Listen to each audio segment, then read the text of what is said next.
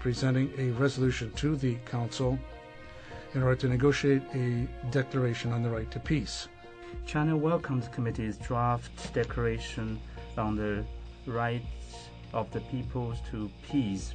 The right to peace. The right to peace, and calls upon all states to stand for their duties in supporting the government of Sudan in its efforts in realizing peace and security in all parts of Sudan. Right to peace. We will always and everywhere be opposed to the application of the so-called doctrine of humanitarian bombing, which is disguised imperialism on the premises of a responsibility to protect, which the West likes so much, and the West and its allies, annihilating and plunging entire nations into mourning.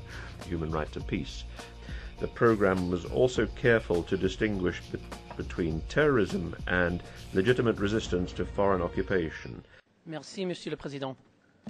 This year we mark the 64th anniversary of two monumental texts. The first is the Universal Declaration on Human Rights.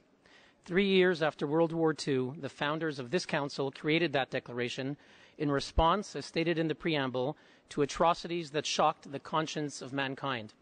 They reaffirmed that every human being has the right to life, the right to be free from torture, persecution, and discrimination. The United Nations must live up to that declaration. Regrettably, too often in this body, we are reminded of another great document from that same year, George Orwell's classic on totalitarianism, 1984. The novel portrays a dystopian universe where truth is turned on its head. War is peace, was the slogan.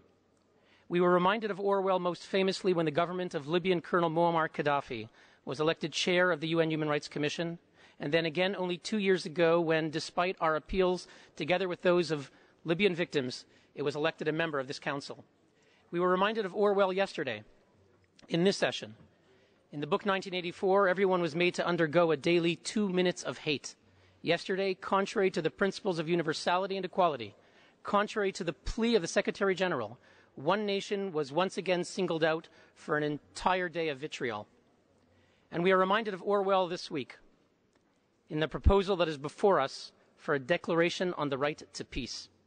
The draft report would recognize a, quote, right to resist and oppose oppressive colonial foreign occupation.